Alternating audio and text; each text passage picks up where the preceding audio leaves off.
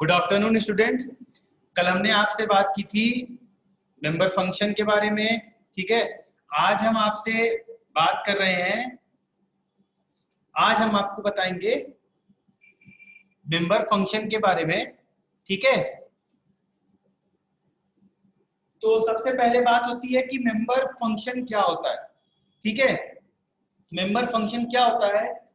Member function of a class is a function, a member function of a class is a function that has its definition or its prototype within the class definition like any other variable, ठीक है। जैसे कल हमने क्या किया था, class थी, class के अंदर हमने क्या किया था, वेरिएबल डिक्लेयर किया था और उसी के साथ ये फंक्शन को डिफाइन किया था, ठीक है। तो जब क्लास किसी कोई फंक्शन किसी क्लास के अंदर डिफाइन होता है तो C++ या ऑब्जेक्ट ओरिएंटेड के टर्म में उसको हम क्या कहते हैं, उसको हम कहते हैं मेंबर फंक्शन, ठीक है। It operates on any object of that class of which it is a member and has access to all the member of a class for that object. Okay, access to all the member of a class for that object, ठीक है। मतलब it operates on any object, ठीक है, of the class of which it is a member and has access to all the member function of the class. इसका prototype कैसे है? Class ABC public void at member function can be defined within the class definition or separately using scope resolution operator। जैसा कि कल हमने आपको अपने lecture में बताया था कि कैसे हम स्कोप रेजोल्यूशन ऑपरेटर की हेल्प से फंक्शन को क्या करते हैं, डिफिनीशन प्रोवाइड करते हैं। फंक्शन को डिफिनीशन क्या करते हैं, प्रोवाइड करते हैं। अब जब हमने आपसे बात की मेंबर फंक्शन की, तो उसी के आगे अब हम बात करते हैं किसकी, नेस्टिंग ऑफ मेंबर फंक्शन की। किसकी? Nesting of member function. तो नेस्टिंग ऑफ मेंबर फंक्शन क्या है? जैसे मैंने आपसे पहले ही कहा था कि नेस्टेड का कॉन्सेप्ट होता है कि इफ के अंदर इफ तो नेस्टेड इफ, लूप के अंदर लूप तो नेस्टेड लूप। इसी तरह जब किसी, आपको मैंने बताया कि ऑब्जेक्ट ओरिएंटेड प्रोग्रामिंग C++ या ऑब्जेक्ट ओरिएंटेड प्रोग्रामिंग में जब हम किसी भी फंक्शन को कॉल करते हैं तो ऑब्जेक्ट के साथ हम डॉट ऑपरेटर का यूज करके उसको क्या करते हैं, कॉल करते हैं। But nesting of member function में क्या है, ये एक एक्सेप्शन है किसका, इसी चीज का कि हम जो ऑब्जेक्ट का यूज करके डॉट ऑपरेटर के साथ एक्सेस करते हैं फंक्शन को, नेस्टिंग ऑफ मेंबर फंक्शन उसी का एक्सेप्शन है। मतलब function without object and dot operator क्या होता है, कॉल हो जाता है, ठीक है। तो जैसे हमने क्या था, a member function of a class can be called only an object of that class using dot operator. Function can be using its name inside the other name function of the same class is known as nesting of member function. अब यहाँ पे क्या था, जब हम आपको यहाँ पे बात कर रहे हैं नेस्टिंग ऑफ मेंबर फंक्शन की, तो ये हम उसका एक एग्जांपल दिखा रहे हैं कि कैसे नेस्टिंग ऑफ मेंबर फंक्शन क्या है, वर्क करता है, ठीक है। तो हमने क्या किया, यहाँ एक क्लास बनाई, क्लास का नाम हमने दिया nesting of member function example, NOMFEX, ठीक है। मतलब nesting of member function example, ठीक है। पब्लिक इंट mn, हमने दो वेरिएबल लिए, ठीक है, इंट mn। फिर हमने क्या किया, ये तीन फंक्शन डिफाइन किए, इनपुट, डिस्प्ले एंड लार्जेस्ट।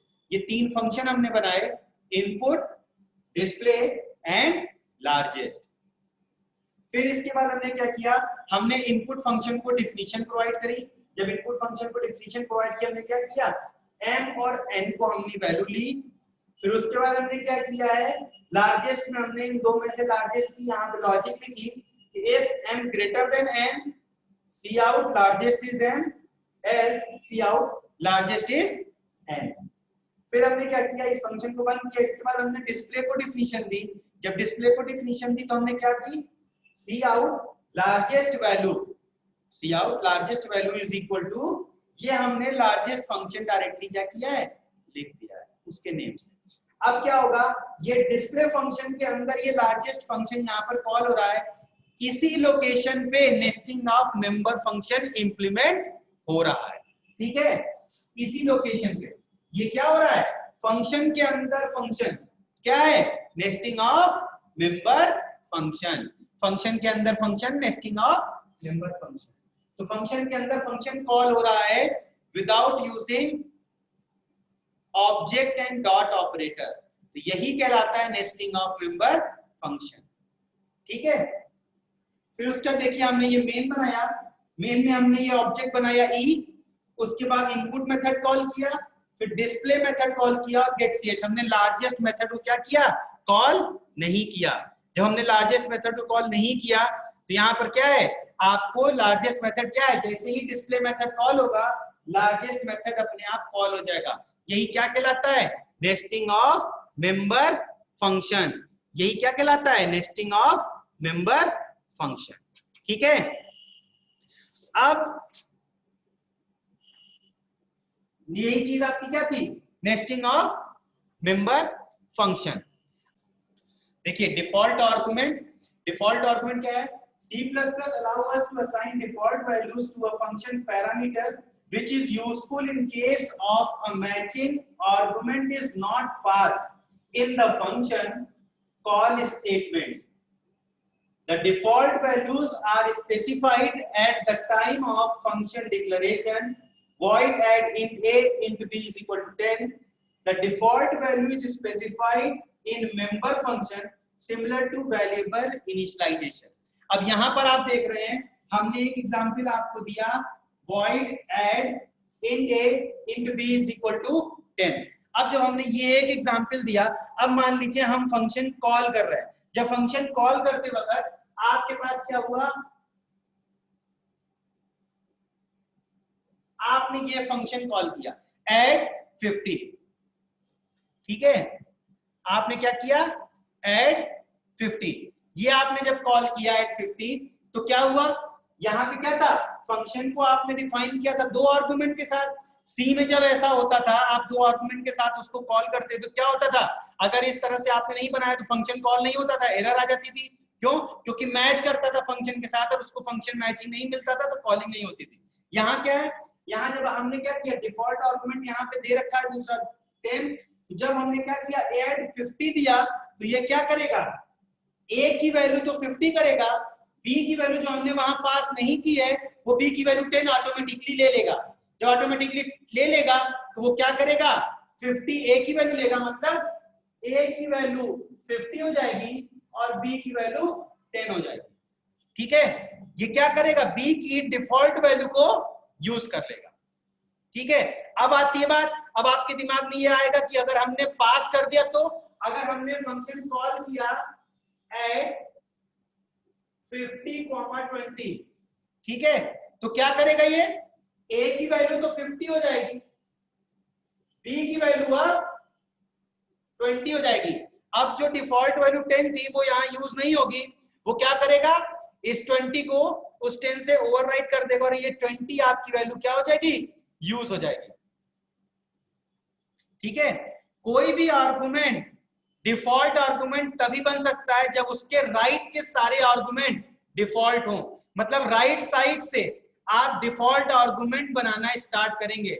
ऐसा नहीं है कि आप बीच से कोई भी वैल्यू लेके उसको डिफॉल्ट आर्गुमेंट क्रिएट कर देंगे, क्यों, क्योंकि क्या होता है, जो भी आपने रखा, मान लीजिए यहाँ ABCD होता और आप क्या करते, बीच वाली वैल्यूज को आपने डिफॉल्ट सेट कर दिया बाकी को नहीं, तो वो कैसे लेता, आप ऐसे क्या है, ऐसे राइट मोस्ट को उसको पता है कि सबसे आखिरी वाला जो भी होगा वो डिफॉल्ट है, तो उस तरह से आप क्या करेंगे, देते हुए चले जाएंगे, तो राइट मोस्ट से डिफॉल्ट बनाना स्टार्ट करेंगे। अगर आप 3 आर्गुमेंट ले रहे हैं तो आपने A B C, आपने C को डिफॉल्ट बनाया, B को बनाया, A को छोड़ दिया, तीनों को डिफॉल्ट बना सकते हैं, कुछ भी कर सकते हैं। तो इस तरह से वो क्या करेगा, फंक्शन को अब A और B की वैल्यू को, A को 50 और B को 20 लेके क्या करेगा, यूज कर लेगा, ठीक है। तो उसी तरह से इस तरह से क्या होता है कि फंक्शन कॉल करते वक्त अगर आपसे कोई भी आर्गुमेंट मिस हो गया है तो ये क्या करता है, उसको डिफॉल्ट यूज करता है और डिफॉल्ट यूज करने के बाद क्या करता है, उसको फंक्शन कॉल करके उसको यूज कर लेता है।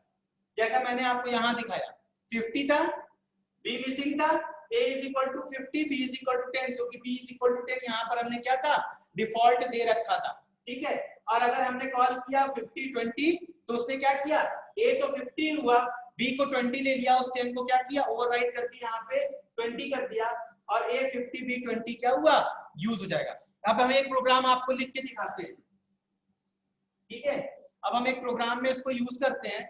अब हमने क्या किया, हमने एक प्रोग्राम बनाया आपका क्लास ऐड, इसके अंदर हमने क्या किया, पब्लिक सम नाम का एक क्या किया, वेरिएबल डिक्लेयर कर दिया, ठीक है। फिर हमने क्या किया, पब्लिक एक फंक्शन डिफाइन किया, ठीक है, एडिशन,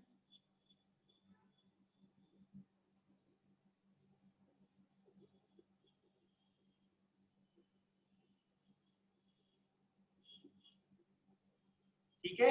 अब क्या किया, अब हम इस ऐड को, एडिशन जो है आपका ये फंक्शन है, इसको क्या करते हैं,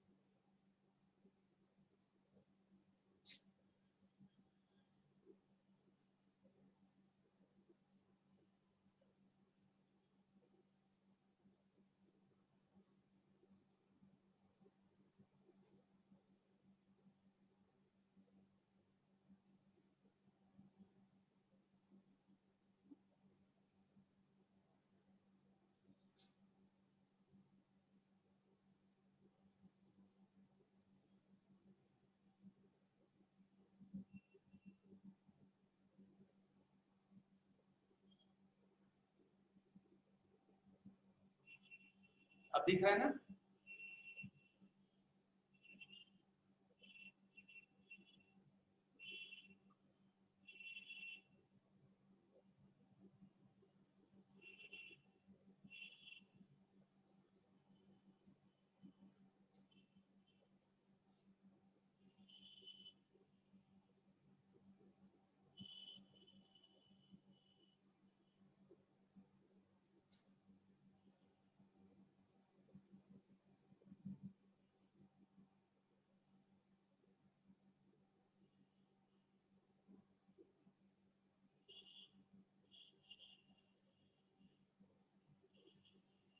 अब हमने ये प्रोग्राम बनाया, इस प्रोग्राम में हमने क्या किया, डेमो नाम की क्लास बनाई, एक वेरिएबल सम लिया, फिर एक एडिशन का फंक्शन को डिफाइन किया, इसमें क्या थे, 3 आर्गुमेंट थे।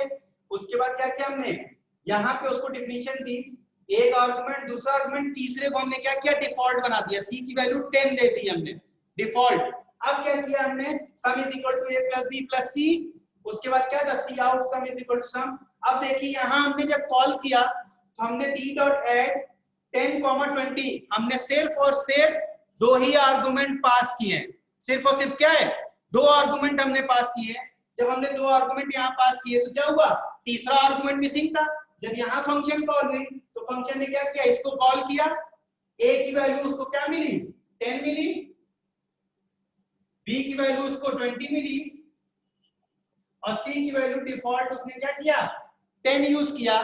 तो 20 प्लस 10 30 प्लस 10 40, रिजल्ट क्या है आपका 40, ठीक है। 10 उसने क्या किया, डिफॉल्ट का ले लिया। अब अगर यहाँ पे कॉलिंग हुई तो यहाँ आपको 20 30 50 तीनों चीजें मिल रही है, तो यहाँ पे क्या हुआ, ये जब कॉल हुआ तो a is equal to 20, B is equal to 30 and C is equal to क्या हुआ, A is equal to 20, B is equal to 30 और C is equal to 50। अब 10 नहीं, क्योंकि इसने क्या किया, उस 10 को ओवरराइट कर दिया किस पर, 50 से, 50 ने ओवरराइट कर दिया 10 को, तो क्या हो गया, अब C की वैल्यू 50 यूज होगी ना कि 10, तो क्या हुआ 3 2 5 5 10, मतलब सम इज इक्वल टू 100। तो ये था आपका डिफॉल्ट वैल्यू, ठीक है।